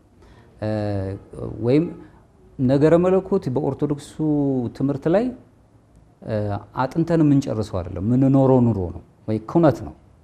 ለዚህ ነው ቴዎሎጂ አንዳንድ ጊዜ በመሳሳት በአብዛኛው ብናገረው ቅር አይልም፣ ምክንያቱም ስህተቶች ተፈጥረዋል። በኦርቶዶክሱ ዓለም ቴዎሎጂ ሲገለጽ ያገላለጹ አብዛኛው ብዙ ሰዎች the queen of all science እያሉ ሲገልጹ እንሰማል። ስህተት ነው እሱ። ከሳይንስ በላይ ንግስት የሆነች ብሎ ነው መግለጽ ነው እነሱ ያሉ። ከሳይንስ ጋር አይገናኙም፣ ሳይንሳዊ አይደለም። በኦርቶዶክሱ ሲገለጽ ቴዎሎጂ is a mystical union with God ነው። ከእግዚአብሔር ጋር በህብረት የምንኖርበት ምስጢራዊ ህይወት ማለት ነው እንጂ ወይ ደግሞ በግዕዙ ሱታፌ ወይም አማልክት ዘበጸጋ ማለት ነው። የጸጋ አማልክት እንሆናለን እኛ ሁላችንም የሰው ልጆች እግዚአብሔርን እያወቅን የነዚህ ሶስቱን መንገዶች ንጽሐ ስጋን፣ ንጽሐ ነፍስንና ንጽሐ ልቦና ስንደርስ መጨረሻ ላይ ሱታፌ አምላክ ነው የምናገኘው፣ አምላካችንን መስለው እና በዚህ ትምህርት ውስጥ አሁን እግዚአብሔር የማይለወጥ አምላክ ነው። ቃሉ የማይታበል ነው። ሁልጊዜ የታመነ አምላክ ነው። ሁሉም ለፍርድ ቀና ነው። እሱ ይፈርዳል፣ እሱ ያድናል። ይሄን እናምናለን። አሁንም የምናገረው የኦርቶዶክስን ነገረ መለኮት ነው። በኦርቶዶክስ ነገረ መለኮት ላይ the primary theology is from the orthodox perspective liturgical theology ነው ማለት የሥርዓት አምልኮ ትምህርት ማለት ነው። መሰረታችን እሱ ነው፣ የመጀመሪያ ተቀዳሚ። በዛ ውስጥ ህይወታችን የሚጀምረው በመስቀል ላይ ነው። አሁን ራሱ ያለ ነው መስቀል ድህነት ነው። መስቀል ደግሞ መከራም ነው አይደለ? በዚሁ ድህነት ላይ የክርስቶስ እግሩ የተቸነከረበት ቦታ ላይ ህይወታችንን እንጀምራለን። ጉዟችን እዚህ ነው። የለውጥ ሂደታችን ከዚህ ነው የሚጀምረው። እዚህ ቦታ ላይ የምንጀምርበት ጥምቀት ነው። በጥምቀት በእምነታችን ጥምቀት፣ በጥምቀት ደግሞ የእግዚአብሔር ልጅነትን አግኝተን እንቀየራለን። አሁን ከእናታችን የተወለደውን ውልደት በመንፈሳዊ ልደት ደግሞ በዮርዳኖስ ተጠምቀን ለውጥ እናመጣለን ማለት ነው። ሰው የነበርነው ክርስቲያን ሆነን አሁን ምንድነው we can restore the image of God ነው የምንለው። እኛ አሁን የእግዚአብሔር አርአያ አምሳል አለን፣ ግን በነበረው የኃጢአት መንገድ በጥምቀት የእግዚአብሔር ልጅነትን አግኝተን እግዚአብሔርን መምሰል እግዚአብሔርን አሁን ፍጹም የሆነው ሂደት እንጀምራለን። አሁን ይሄንን ነው ከምዕራቡ ዓለም ጋር የምንለያየው። ምዕራቡ ዓለም አሁን ድነናል ብሎ ይናገር። አዎ ድነናል፣ ግን ይሄ ድነት ሂደት እንጂ ፍጻሜ አይደለም ነው በኦርቶዶክሱ ፍጻሜ ያለ። ስለዚህ አሁን የመጀመሪያው ጥምቀታችንን ስናገኝ ድነት አግኝተናል። ለምን? የእግዚአብሔር ልጅነት የሥላሴ ልጅነት አገኘን። አይበቃም። ከዚህ በኋላ በሜሮን እንታተማለን፣ ጉልበቱ ላይ ክርስቶስ የተገፋበት። ይሄ ምስጢራዊ ይዘት ነው ያለው። ይሄ ደግሞ ምንድነው? ማህተብ ነው። ከአጋንንት ከተለያዩ ዓለማዊ ፍላጻዎች ሁሉ ነፃ የምንሆንበት መንፈስ ቅዱስ የታተመበት ማህተብ የምናገኝበት ነው። ሶስተኛው ደረጃ ክርስቶስ ለንግኖስ የወጋበት ደረቱ ላይ ቅዱስ ቁርባን ወይም ስጋው ደሙ የምንለው ማለት ነው። እዚህ ስጋው ደሙ እናገኛለን። በዚህ እነዚህ ሶስቱ ሚስጥራት ምን ተብለው ነው የሚታወቁት? ክርስቶስን ልበሱት ይላል ቅዱስ ጳውሎስ። እግዚአብሔርን የምንለብስበት ነው። ተጠምቀን ቅባ ሜሮን አግኝተን እንደገና ደግሞ ስጋው ደሙ ተቀብለን አሁን እግዚአብሔርን ለብሰን ማለት ነው። እኛ አሁን አማልክት ዘበጸጋ ያሰኘን ሂደት እየፈጸመን ነው። እንደዛ ሆኖ ግን የሰው ልጅ መውደቅ መነሳት አለበት። ይወድቃል፣ ይነሳል። ስንወርቅ በስጋችን ንስሐ የሚባል ነገር አለ። ክርስቶስ እጁ የተቸነከረበት ቦታ በቀኝ እጁ የተቸነከረበት እሱን የንስሐ እናገኝበት። በንስሐ ደግሞ እንመለሳለን። የመንፈስ ድቀት የመንፈስ ውድቀትና ወይ ደግሞ የስጋ ህመም ቢገጥመን ደግሞ አባቶቻችን ካህናት በቅባ ሜሮን በቅባት እነሱ ደግሞ በቀንዲል ላይ የምንለው ማለት ነው። ይሄ ግራ እጁ የተቸነከረበት ክርስቶስ ማለት ነው። ሂደታችን እንግዲህ ለውጡን ተመልከተው። በዚህ ሊጥ እንሄድና የመጨረሻው አክሊለ ሦኩ ላይ ነው የምንደርሰው። አክሊለ ሦኩ ላይ ስንደርስ ደግሞ ትልቅ ለውጥ ነው የምናገኘው። በጣም የሚገርም ነገር እንደውም ከባዱ ፍቅር የሚባለው እሱ ነው። እሱ ላይ ሁለቱ ሚስጥራት አሉ ይከናወኑልናል። አንዱ ሚስጥረ ተክሊል ነው፣ ሌላው ደግሞ ሚስጥረ ክህነት ነው። በሚስጥረ ክህነት በኦርቶዶክስ እይታ ደግሞ ሁለት አይነት ነው ክህነቱ። አንደኛው በማግባት የሚፈጸም ነው፣ አንደኛው ደግሞ በድንግልና የሚፈጸም የምንኩስና ነው። እነዚህ ህይወት ነው ያለን እኛ። በዚህ ህይወት በዚህ ለውጥ ውስጥ ነው እግዚአብሔርን ወደ መምሰል ስንጀምር። በምንድን ነው የጀመርነው? በጥምቀት እምነት ነው። ስንፈጽም ግን በፍቅር ነው፣ በእውቀት አይደለም። እውቀት ሂደት እንጂ ፍጻሜን የሚሰጠን አይደለም። የመጨረሻው እግዚአብሔርን የምንመስለው በፍቅር ነው። በፍቅራችሁ ሁሉን ነገር ታገኛላችሁ ነው ትገዛላችሁም ነው የሚለን እና ለምሳሌ እኔን የሚወድ ቢኖር ትእዛዜን ይፈጽም። ትእዛዙ ምንድን ነው ብለን ስንጠይቅ ዮሐንስ ወንጌል ምዕራፍ 15 ላይ እርስ በርስ መዋደድ አለ። የእርስ በርስ መዋደድ ደግሞ ጥጉ ምንድን ነው ብለን ስናይ የራሱን ህይወት አሳልፎ ከመስጠት የበለጠ ምን ፍቅር አለ ብሎ የፍቅር ትልቁን ትርጉም ፍቅር ማለት በልቦና ላይ የተተከለ የመውደድ ኃይል ማለት ነው። አሁን the image of God የምንለውን ወይም እግዚአብሔር መምሰል ይሄን ካገኘን በኋላ ሂደታችን ሄዶ ለውጣችን እግዚአብሔርን ወደ መምሰል መጣ። ግን the likeness of God የሚለውን ፍጻሜውን አሁን ይሄንን ፊዚካል ምሳሌ አይደለም ወይም አካላዊ አይደለም። እኛ ግዙፎች ነን፣ አምላካችን ረቂቅ ነው። እኛ እንሞታለን፣ አምላካችን ሕያው ነው። ከሞትም በኋላ ግን እሱ ሕያው የሆነው አምላክ ያነሳናል። ይሄን ለውጥ ካገኘን በኋላ ግን እዚህ ላይ ስንደርስ ሱታፌ አምላክ እናገኛለን። አማልክት ዘበጸጋ እንባላለን። ሳይመን ዘ ኒው ቴዎሎጂያን የሚባለው ታላቅ አባት እሱ ምን ይላል? እንደውም ወደዚህ ትልቁ ደረጃ ወደ እግዚአብሔርን ወደ መምሰል ስንቀርብ ከመለኮታዊ ብርሃን ጋር እንዋሃዳለን ይላል። ይሄ ረቂቅ ነው፣ ይሄ ምስጢራዊ ነው። ስለዚህ እግዚአብሔር ሁሉን የሚችል አምላክ ሆኖ ሕያው የሆነ አምላክ ሕያው ሲያደርገን እሱ ሞታችንን በሞቱ ቀድሶልን ባርኮልን ያን ሞታችንን ካጠፋልንና ድል ከነሳልን በኋላ በትንሳኤው ትንሳኤያችንን አክብሮልናል። የመጨረሻው የድህነታችን ማጠቃለያ ግን እግዚአብሔርን ወደ መምሰል ነው የምንመጣው። ስለዚህ ከእግዚአብሔር ጋር ያለን ግንኙነት እኛ በተለይ ኦርቶዶክሳውያን ክርስቲያኖች ፍጹም የሆነ ግንኙነት ነው የሚኖረን። ሂደት ነው፣ መውደቅ መነሳት አለበት። በመውደቅ በመነሳቱ ውስጥ ለውጦችን እያመጣን እንሄዳለን። ያ ምንድነው? መንፈሳዊ ለውጥ አለን፣ አይምሯዊ ለውጥ አለን፣ ሐሳባዊ ለውጥ ይኖረናል። ሐሳብ ስንል በፊት የነበረው የሥጋ ሐሳቢያችን ቁሳዊ የሆነውን ነገር እየተውን የመንፈሱን ነገር እያሰብን አሁን ሊረቅ ይችላል፣ ምናባዊ ይመስላል። ቀስ እያለ እየተለወጥን እንመጣለን። የሚጀምረው ንጽሐ ሥጋ በእምነት ነው። ንጽሐ ሥጋ በእምነት ይጀምርና እግዚአብሔርን ወደ መፍራት እንቀርባለን። ከዛ ሰልፍ ኮንትሮል ነው፣ ራስን መግዛት ነው። ከዛ ወደ ንስሐ መቅረብ ነው። እነዚህን ሁሉ ትዕግስትን ገንዘብ እናደርጋለን። እነዚህ ሁሉ ከያዝን በኋላ ግን አንድ አቢስ አለ ወይ ድልድይ አለ፣ ተሻግረን ወደ ንጽሐ ነፍስ የምንደርስበት። ልክ ንጽሐ ነፍስ ላይ ስንደርስ ግን እውነት ፍለጋ ነው የምንሄደው። ሙሴ እውነትን እንደፈለገ እኛም እውነት ፍለጋ እዛ ቦታ ላይ ስንደርስ እንደውም አሁንም ሳይመን ዘ ኒው ቴዎሎጂያን የሚለው ምንድነው? እዚች ቦታ ላይ ስንደርስ ፍጹም የሆነች ፒውር ፕሬየር ነው የሚላት ወይ የጠራቸውን ጸሎት። ያ ማለት ግን አባቶቻችን በመጀመሪያው ክፍለ ዘመን ላይ የነበሩት አባቶቻችን ፒውር ፕሬየርን ሲገልጹ ምን ይላሉ? ፒውር ፕሬየር ኢዝ አ ሜንታል ፕሬየር ነው የሚሉት። የአእምሮ ጸሎት ጀስት ፕሬየር without saying any single word ነው ምንም ቃላት ሳይወጣ ከእግዚአብሔር ጋር መነጋገር ማለት ነው ብለው ነው ያስቀምጡት።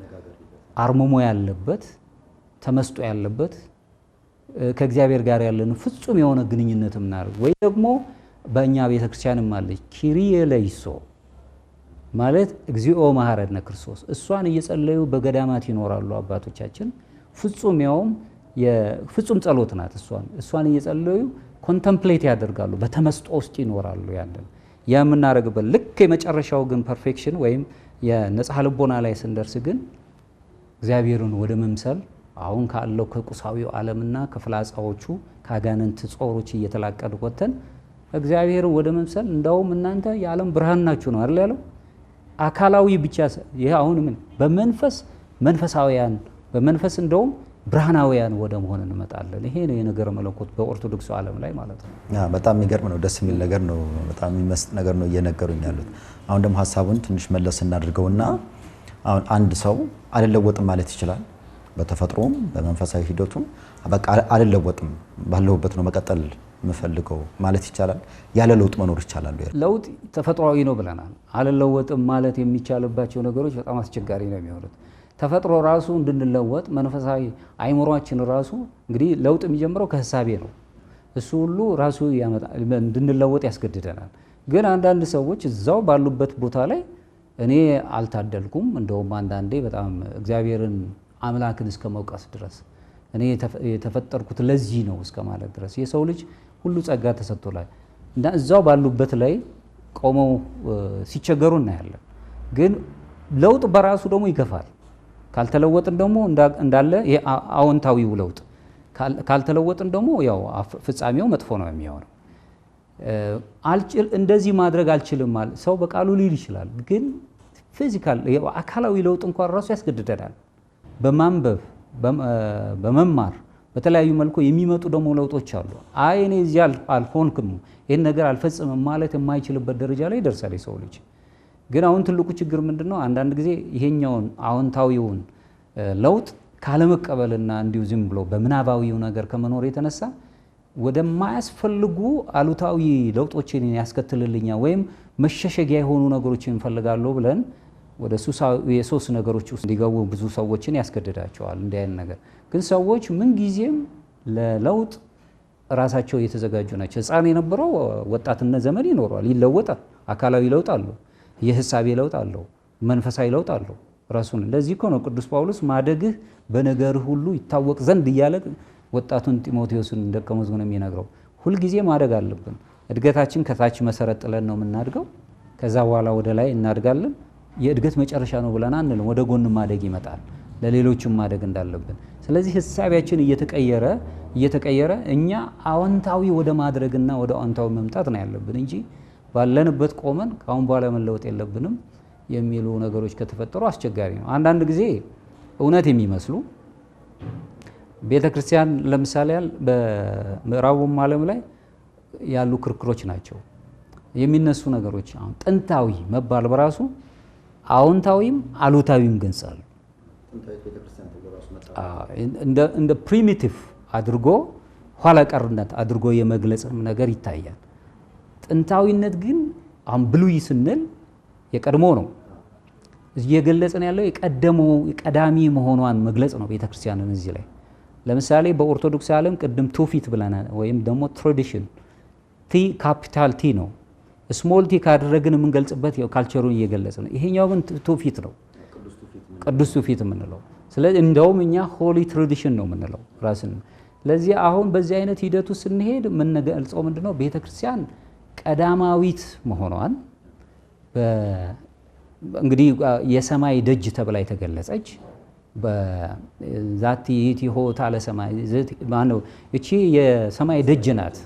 በዚች ቦታ ላይም ደግሞ ቤተክርስቲያን ይታነጻል ብሎ ታላቁ የኦሪቱ አባት ያዕቆብ የተናገረው ማለት ነው ዘፍጥረት ላይ።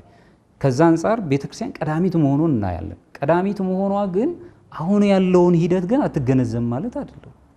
ያለውን ነገር ታግላም ነው እኮ ወደዚህ የደረሰችው። አሁን ያለውን እንኳን ውጣ ውረድ ቁሳዊ የሆነውን ነገር እንኳን ለማሸነፍ ነው የሄደች ያለችው። እና ብዙዎቹ ሰዎች አሁን የኛው አባላት የቤተክርስቲያን አባላት ሆነ መለወጥ አለብን፣ መሄድ አለብን። እንዲህ አይነት ነገሮች ነው። እምነት አይለወጥም፣ እግዚአብሔር አይለወጥም። የያዝነው ትምህርት ሃይማኖት የሚለወጥ አይደለም፣ የምንቀይረው አይደለም። የአሰራር ሂደታችን ከሆነ አሰራር ሂደት የሚቀየሩም ነገሮች ነው። ምክንያቱም ሰዎች ነው የሚሰሩት። ይሄ ሰዎች የሚሰሩትን ነገር መለወጥ ይቻላል።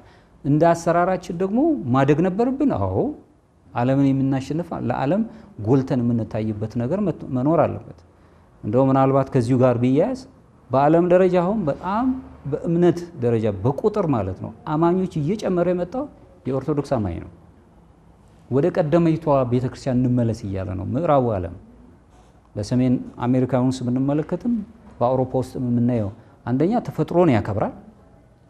የእምነቱ ተፈጥሮን ያከብራል ስንል አሁን የሚነሱትን በዓለም ላይ የሚነሱትን ነገሮች ሁሉ ይገዳደራቸዋል።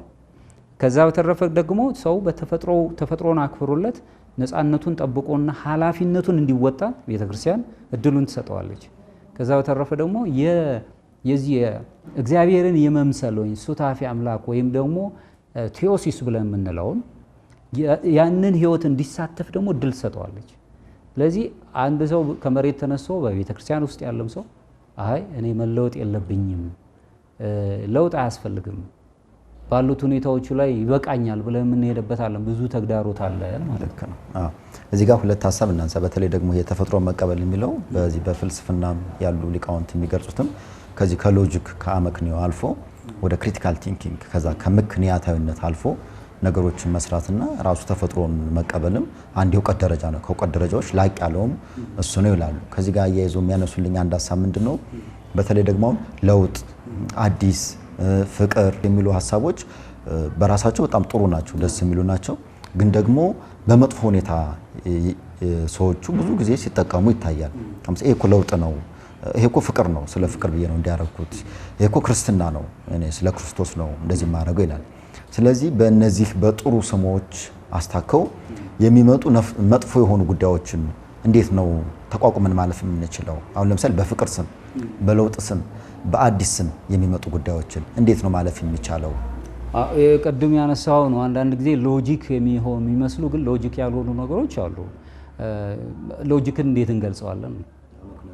አመክንዮአዊነት እንዴት ይገለጻሉ? አሁን ምክንያቱም አሁን ሌሎቹ የገለጹበት እርግጥ ነው ነገረ መለኮት ከፍልስፍናው እንትን ጋር በተቃራኒ አብረው መሄድ ያለባቸው ነገሮች አሉት በጥናት ደረጃ ከተወሰደ። ግን አመክንዮአዊነት እኮ የምንላቸው እኮ እኛ ለራሳችን ልንኖርባቸው ሊያስተዳድሩን ሊያኖሩን የሚችሉ ነገሮች ሲሆኑ ነው። እዛ ላይ ስለ ሚስቲሲዝም ያነሳል። ሎጂክ ራሱን የቻለ ሎጂክ አለ እዛ ላይ ወይ አመክንዮአዊነት። ያን እንዴት እናየዋለን? እሱም በደንብ መቃኘት ያስፈልጋል። አንዳንድ ጊዜ የሚነሱትን ነገሮች እንዲሁ ምክንያታዊ ብቻ ስለሆነን ይሄንን ነገር ጥሩ እኮ ነው ስለ ፍቅር ተብሎ ብዙ ነገር ይደረጋል። ስለ ፍቅር ወይ ደግሞ ይሄንን ስለ ሃይማኖት ብለን ያደረግነው ብለን እናስቀምጣለን። እኔ አሉታዊው ነገር ይነግሳል እዚህ ነገር ላይ። ግን ዮሐንስ አፈወርቅ በ5ኛ ክፍለ ዘመን የነበረው ቅዱስ ሲናገር ምን ይላል? ሌላውን ለአንተ ለሌላው ስትሰጠው ነው የሚለው። እሱ ብዙ ጊዜ የፍትህ መምህር ነው። በማህበራዊ ፍትህ ላይ ነው የሚያዘወትረው ጽሁፉ እና በአብዛኛው ምን ይላል? ለሌላው በምትሰጥበት ጊዜ ጎጡን፣ ጾታውን፣ ሌላው ይቅርና ሃይማኖቱን ብላ አትስጥ፣ ስለ ክርስቶስ ብለህ ብቻ ስጥ ይላል። ማንንም ሰው በሰውነቱ እንድናየው ይነግረናል። ይሄን ከሆነ ጥሩ ነው ለውጥ። ይሄ ሳቢ ከኛ ያለንበት ክበብ ወጥተን ሰዋዊ ሆነን መውጣት ከቻለን ሰውነት ይነግሳል። በመጀመሪያ ከክርስትና ሰው ሆነን ነው የተፈጠርነው። ከዛ ክርስትናችንን ስንቀበል ደግሞ ሙሉ እየሆንን ነው። ክርስትና ደግሞ ሂደት ነው። እግዚአብሔርን ወደ መምሰል የምንመጣበት ነው። አሁን ይሄን እያደረግኩ ያለሁት እኮ ከዚህ አንጻር ነው ብለን ደግሞ ሰዎችንም የሚያስት ነገር የምንሰራ ቤተክርስቲያንን የሚያስንቅ ሰዋዊ የሆነውን ጠባያችንን የሚገፋ ከሆነ አደገኛ ነው። ስለ ፍቅር ነው ብሎ አሁን የምናነሳቸው አንድ አይነት ጾታ ሂደቶችን በምዕራቡ ዓለም የምንሰማበት አለ። አው ፍቅር እኮ ነው ብሎ ነው የሚገልጸው። ምን እያልክ ነው? ተፈጥሮስ ነው። አሁን ተፈጥሮን ወዴት ነው የምታስ ራሱ ፍቅርስ እንዴት ነው እየተገለጸ ያለው? ፍቅር የሚባለው ቋንቋስ እንዴት ነው እየተገለጸ ያለው? ቅድም ተናግሬያለሁ። ፍቅር ማለት በልቦና ላይ የተተከለ የመውደድ ኃይል ነው። ራሱ ነው መለኮታዊ የሆነ ይዘት አለው። ፍቅር ስንል ራሱን ከራሱ አብልጦ የሚወድ ብሎ ሲል ከራሱ አብልጦ የወደደን አምላካችን ኢየሱስ ክርስቶስ ነው። ያንን ነገር ሰጥቶናል። ልክ ከዚህ በላይ እኛም አሁን አማልክት ዘበጸጋ የሚያሰኘን ነገር ስንመጣ ከፍቅር አንጻር የምንገልጸው ይሄንን ነው። እንደገና ቆም ብለን በሀሳቢያችንም ማዳመጥ ያለብን ነገሮች ይኖራሉ። አሁን ስለ ፍቅር ስለ ለውጥ ብለን የምናመጣቸው ነገሮች ይሄኛውስ ቢቀር ይሄኛውስ ቢደረግ ስርዓት አምልኮ መውሰድ እንችላለን። አሁን የስርዓተ ቅዳሴያችንን አምልኮ አይ ለለውጥ ሲባል ሰዓት ለመቀነስ ይሄኛው ቢቀር ብለን እናስቀምጥ ነው። ይሄንን በደንብ ማየት ያስፈልጋል። በደንብ የኦርቶዶክስ ስርዓት አምልኮ ምንጊዜም ከእግዚአብሔር ጋር ያለን ግንኙነት ረቂቅ እንዲሆን ነው። አሁን ስርዓተ ቅዳሴውን ተመልከቱ። ይሄ ስሜት የምንላቸው እነዚህ 5ቱ ሕዋሳትና እንደገና የነፍስ ስሜታችን አለ ሁሉም የሚተባበሩበት አገልግሎት ቢኖር ቅዳሴ ነው፣ ስርዓተ ቅዳሴ ነው። ሁሉም በአይናችን የምናየው የምናሸተው እጣኑን እንዲሁም ደግሞ ተሰጦ የምንቀበልበት የምንዳስሰው ያለን የነፍስ ባህሪያችን ገንዘብ የምታደርግበት እዛ ውስጥ ሆነን ተመስጦ እንዲኖረን የሚያደርገን ነገር አለህ ከአስሩ አንዱን 10 ስጥ ነው አይደል የሚለው 24 ሰዓት ሰጥተዋል ለቤተ ክርስቲያን መስዋዕት የምትሰጠው የሰዓት 10 ሳለ ሆይ ከዛ አንፃር ስታየው 2 ሰዓት ተኩል አካባቢ መስጠት አለብህ ማለት ነው። ቅዳሴውን ተመልከቶ የሚነግረን እሱ ነው። ከ2 ሰዓት በላይ ሆነ ያንን ነገር ራሳችን በተመስጦ እንድናኖርበት የሚያደርገን ይኖራል። አሁን ቅድም ያልከው በተፈጥሮ የገንዘብ ያደረግናቸውን ነገሮች አይ ስለ ፍቅር ብለን ይህን ልቶ የምንለው አሉታዊ በሆነ መልኩ የሚገለጹ ነገሮች አይደለም። ሃይማኖታችን ሰውነታችንን ያናገዋል፣ ሰዋዊ ተፈጥሯችንን ሁሉ ያናገዋል። ለሰው ብቻ እንድንኖር ወይም ለሰው መኖር ማለት ይሄ በአሉታዊ ገልጹ ለሰው ስሜት፣ ለሰው ፈቃድ፣ የቁሳዊ ፈቃድ አይ እሱ ደስ እንዲለው ብለን ያለ ፍላጎታችን እንድንኖር ያደርገናል። ስለዚህ መጽሐፍ የሚነግረን ግን እሱን አይደለም። እመኒ እወ ወእመኒ አልቦ ነው የሚለው። እውነቱን እውነት ሐሰቱን ሐሰት ነው። እሱን ደግሞ ሰዎችን ሊገዛ በሚችል አይነት መልኩ ማቅረብ እንችላለን እና ፍቅር በአግባቡ መገለጽ አለበት። አብዝቶ ትሕትና ከሞኝነት ቁጥር ነው ይላሉ ሊቃውንት ሲገልጹ። ትሕትናም ቦታ አለው፣ ፍቅርም ቦታ አለው። እያንዳንዱ ስፍራዎች አሏቸው። በዛ አይነት መልኩ ለውጥ የሚመጣው ከህሳቢያችን ነው። ወጣ ብለን እናስብ። ሰው በሰውነቱ መዳኘት አለበት ብሎ ማሰብ የእኔ እምነት ተከታይ ብቻ ስለሆነ አይደለም፣ የሌላውንም አብረን መሄድ የምንችል ከሆነ ለውጡ እሱ ነው። ከዛ ውጭ ግን የለውጥ ሂደቶችን ማግኘት አንችልም። እንዴት ብለን እናገኝ እንችላለን? መልካም አባ፣ እንግዲህ አንድ የመጨረሻ ሀሳብ እናንሳና የዛሬን ቆይታችን እናጠቃላለን። አሁን ተለዋዋጭ በሆነው ዓለም ውስጥ በተለይ ነገሮች አሁን ቴክኖሎጂው ከመጣ በኋላ ብዙ ነገሮች እንዳይነት ጥቅሻ ነው እየተቀያየሩ ያሉት። ከዛ ደግሞ የማይለወጠውን እግዚአብሔር የምታመልክ ቤተክርስቲያንና ብዙዎችን ደግሞ እየለወጠች ወደ ፍጹም ወደ እግዚአብሔር መምሰል የምታደርስ አለች ራሷን የቻለች ቤተክርስቲያን። ስለዚህ በዚህ ተለዋዋጭ በሆነው ዓለም ውስጥ ቤተክርስቲያን እንዴት አድርጋ ነው ዘመኑን ዋጅታ መሄድ የምትችለው? በተለይ ደግሞ መጻዩ ዘመንን አሁን ለምሳሌ ሐዋርያውም ዘመኑን ዋጁ ይላል።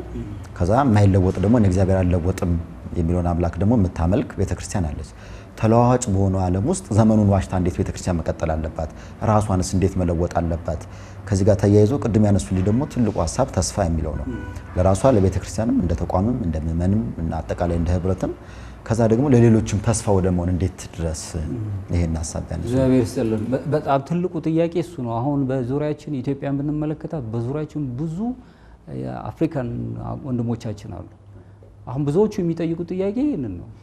ለሌላው ተስፋ መሆን ነበረባት ከራሷም አልፋ ቤተክርስቲያን። በዚህ ዘመን ይህንን ነው አሁን የምንጠብቀው። ቤተክርስቲያን ሙሉ ናት፣ የጎደላት ነገር የለም።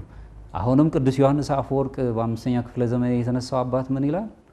አንተ ሰውን ስትታገል ወይ ይጥልሃል ወይ ትጥለዋለህ። ቤተክርስቲያንን ግን ስትታገል እንዲሁ ትደክማለህ ነው የሚለው። ስለዚህ ቤተክርስቲያን ኃያል ናት። ምክንያቱም አምላኳ እግዚአብሔር ነው፣ የመሰረታት እግዚአብሔር ነው፣ አምላካችን ኢየሱስ ክርስቶስ ነው። ቤተክርስቲያን ስንል ቅድም መዘንጋት የሌለብን ተቋማዊ ይዘቱን ብቻ አይደለም፣ ሰዎቹንም ነው፣ ምእመናንንም ጨምሮ ከላይ እስከታች ድረስ። እንደገናም ደግሞ የምእመናን አንድነት የምንለው እንደገናም በግለሰብም ደረጃ ቤተክርስቲያን እነዚህ የለውጥ ሐዋርያ መሆን አለባቸው ተብሎ ዝም ብሎ ቃላቱ ስላማረ ብቻ መሄድ የለብንም። ቤተክርስቲያን የራሱን የቻለ ሐዋርያዊ አገልግሎት አላት። በተለይም ቤተክርስቲያን የሚያደርጉ 4 ነጥቦች ናቸው። ቅድስት፣ ሐዋርያዊት፣ ኩለንታዊት እንደገና ደግሞ ፍጽምት የሆነች ናት። ዓለም አቀፋዊት ናት፣ በሁሉም ያለች ለሁሉም የምትሆን ናት። ቅድስት ናት፣ የተለየች ንጽሕት ናት። ከነዚህ አንዱ የጎደለ ከሆነ ቤተክርስቲያን አያሰኛትም። ቤተክርስቲያን የሚያሰኛት ይሄ ነው። ይሄንን ይዛ ለዚህ ለወደቀው ዓለም ስብራት ለገጠመው ዓለም ከስብራት ዓለም ውስጥ ላለው ህብረተሰብ ከዛ እንዲነሳ ማድረግ የምትችልበትን አቅም ያላት ቤተክርስቲያን ናት። የሞራል የስነ ምግባር መሰረት አላት። የሃይማኖት መሰረት አላት። የራሷን ምእመናንን ደግፋ ለሌሎቹ መትረፍ የምትችልበት ነገሮች አሉ። ቤተክርስቲያን እንዴት ትሄዳለች? አሁን በየትኛው በኩል ነው መለወጥ ያለበት ብለን ካሰብን ቁጭ ብለን መወያየት የምንችልባቸው ነገሮች አሉ። በሃይማኖት መልኩ ከሆነ ቤተክርስቲያኗ ምኑን ነው የምታመጣው እስቲ ንገረኝ ብሎ ማስቀመጥ አለብን። ሃይማኖታዊ ለውጥ አይደለም አሁን እኛ የሚያስፈልገን። የአሰራር ይዘቶች ካሉ እሱ ማንኛውም ሰው የሚያምነው ይመስለኛል። ምክንያቱም ጊዜውን መዋጀት አለብን። በየትኛው መልኩ ምእመናኑ ጋር ለመድረስ ቤተክርስቲያን አሁን ከምትቀበል ይልቅ የምትሰጥ መሆን አለባት። አሁን ቤተክርስቲያን እየሰጠች ነው ያለችው። አሁን ግን በመንፈስ የምትሰጠውን ብቻ ሳይሆን በአካል የሚጠብቃት አለ። ብዙ ምእመናን በድህነት ዓለም ውስጥ ነው የሚኖሩት። በጣም በቀን ውስጥ አንድ ጊዜ ፍርፋሪ እንኳን የማያገኙ ምእመናን ያሉበት ነው። በዓለም ላይ በጣም ድህነት የበዛበት ዓለም ነው። ቤተክርስቲያን አሁን ከዚህ ወጥታ ለዛ ህብረተሰብ መድረስ አለባት። በምን አይነት መልኩ? አንድ አይነት ነገሮች መጠቀም። ትልልቅ ከተማዎች ውስጥ ያሉት አብያተ ክርስቲያናት የሀብት ጥግ አላቸው። ገጠር ያለችው ቤተክርስቲያን ግን በእናቶች ቀሚስ ነው የሚቀደሰው። ስለዚህ ይሄ የኛ አካል ነው። አቲ ቅድስት ቤተክርስቲያን ብለን ካመንን ያቺኑም ቤተክርስቲያን መድረስ አለብን። እዛ አፈር ገፍቶ አርሶ መከራውን አይቶ እየቀደሰ የሚኖረውንም ካህን ልንደርስለት ይገባል። እንደዚህ አይነት መልኩ የለውጥ ሂደት የምንለው ይህን ነው። ይህንን ማምጣት ከቻለች ቤተክርስቲያን ለሌላውም ትደርሳለች። አሁን ግን ወቅቱ ኦርቶዶክሳውያን በፍጹም ጥልቅ ጥያቄ የሚጠየቅበት ነው። ለሌላው ዓለም የምንደርስበት ሰዓት ነው። ምክንያቱም ተፈጥሮን የሚጋፋ ለተፈጥሮና ለሳይንስ እንኳን የማይሆን የስነ ልቦና ችግሮች የገጠመበት ዓለም ላይ ነው ምዕራቡ ያለው። ስለዚህ ኦርቶዶክስን እየጠበቀ ነው ያለው። ኦርቶዶክስ አሁን ለውጥ ማሳየት አለባት። አሁን የኛም ቤተክርስቲያን ለሌላው ዓለም ለመድረስ የቋንቋ ዘይቤዋን ሁሉ ማለት የውጭን ቋንቋ የሚያውቁ ካህናትን አሰልጥና ማምጣት አለባት፣ መድረስ አለ። ለምሳሌ ትውልደ ኢትዮጵያውያን ሆነው በውጭው ዓለም ላይ ያሉ የዛን ሀገር ቋንቋ ብቻ መናገር የሚችሉ የኛን ሀገር ቋንቋ መናገር የማይችሉ በዛም ማያዳምጡ ልጆች ተፈጥረዋል። አሁን የለውጡን ነገር ለማምጣት ወጣቱን ለመያዝና ወጣቱ ነው ትልቅ ነገር ለማምጣት የሚችለው እዛው ዓለም ላይ እነዚህን ለማገዝ የሰለጠነ ለውጥ ማለት ይሄ ነው። የሰለጠነ ጥሩ የሆነ የክህነት ሐዋርያዊ አገልግሎትን የሚፈጽም ካህን ያስፈልጋታል። ወደዛ መምጣት አለበት። ይህን የምናደርግ ከሆነ ተስፋን እየሰጠነው ነው የምንሄደው። ምንድን ነው የምናወራው? እሱ ላይ በጣም ጥናት ማድረግ ይፈልጋል። ወደዛ መድረስ አለብን። እሱን አንድ ነገር ነው። ሌላው ምናልባት በለውጥ ሂደት ውስጥ ብለን ካሰብን እኛን እየጠየቀን ያለው ምንድን ነው? ከአሁን በኋላ አባቶቻችን እስከ 4ኛው ክፍለ ዘመን ድረስ የደረሰባቸው ቤተክርስቲያን ካታኮምብ ውስጥ እስከነበረችበት ጊዜ ድረስ የደረሰ መከራ እኛ ገና ነው፣ አቅራቢያውም አልደረስንም። ተስፋ ግን ነበራቸው እነሱ እየሞቱ። ተስፋ ሰጪዎች ነው መሆን ያለብን። አሁን ስናየው ይሄ ሜንስትሪም ሚዲያውም ይሁን ሶሻል ሚዲያውም ብዙ ጊዜ የምናያቸው ገንዘብ መሰብሰብ፣ ቁሳዊ ነገር መሰብሰብ ላይ ስለተሰማረ የሚያስደነግጡ ነገሮችን ማሰማት ነው የሚፈልገው። ለዚህ ሁሉ መልስ እየሰጠን መድከም በጣም አስቸጋሪ ጊዜ ማጥፋት ነው። ቀድሞ በሚዲያ የተሰናዳ ትምህርተ ወንጌል ሊያስተላልፍ የሚችል የአስተዳደር ለውጦቹን አጉልቶ ሊያሳይ የሚችል በተለይ የአስተዳደር ነገር ላይ አጉልቶ የሚያሳይና ሌላውም ሁሉ የቤተክርስቲያን አካል ነው ብሎ ሁሉም ቤተክርስቲያን ያሉ ሰዎች የቤተክርስቲያኔ ነው ብሎ እነሱ ሁሉ የሚካተቱበት ነገሮች ማሰብ ይጠይቃል።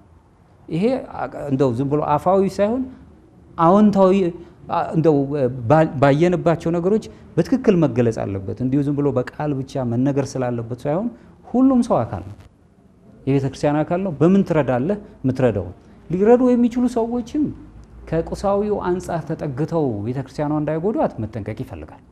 ምክንያቱም እያየነው ስለሆነ እኛ አንዲት የትምህርት ተቋም ማስረጃን ይዘው ካህናት የሚያገኙትን ሰርከብስትን የሚሻሙ ሰዎች ገጥሞናል እኛ።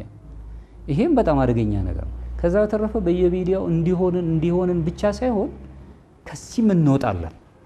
ይሄን ሁሉ የሚያሳልፈን አምላክ አለ። ቅድም ያነሳ ነው ቅዱስ ዳዊትም ሲናገር አሁንስ ተስፋዬ ማን ነው? እግዚአብሔር አይደለምን እንዳለው እግዚአብሔርን አጋዥ ያደረገች ቤተክርስቲያን ተስፋ አላት። ለሌላው ለወጣቱ ትውልድ ተስፋን መጫር አለባት። ዛሬ ስራ የለውም፣ የሚበላው የሚጠጣ የለውም፣ ተመርቆ ወጥቷል፣ ተበትኗል። ያን ግን ጊዜዎቹ ያልፋሉ። ጊዜው ነው የሰጠው። የሆነ ወቅት ላይ ራሱን ሊያሳልፍ የሚችልበትን ነገር መስጠት አለባት ብዬ አምናለሁ።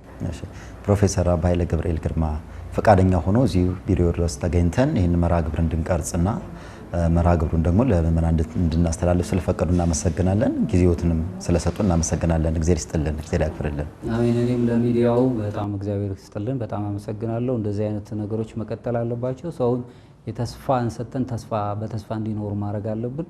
ለውጥ ከተስፋ ጋር የሚሆነው እንጂ ብቻውን የሚመጣለም አዎንታዊውን አሉታዊውን ለውጥ ሳይሆን አዎንታዊውን ለውጥ በተስፋ መስጠት አለብን። ተስፋ ደግሞ ምንጊዜም ወደ ህይወት እንዲመጣ ማድረግ የምንችልበትን መለመን አለብን። እናንተም ይህንን እድል ስለሰጣችሁኝ አመሰግናለሁ። እግዚአብሔር ይስጥልን፣ እግዚአብሔር ያክብርልን።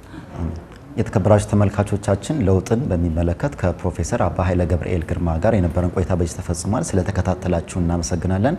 ከቀሪ የማህበረ ቅዱሳን ቴሌቪዥን መርሃ ግብሮች ጋር መልካም ቆይታ ይሁንላችሁ።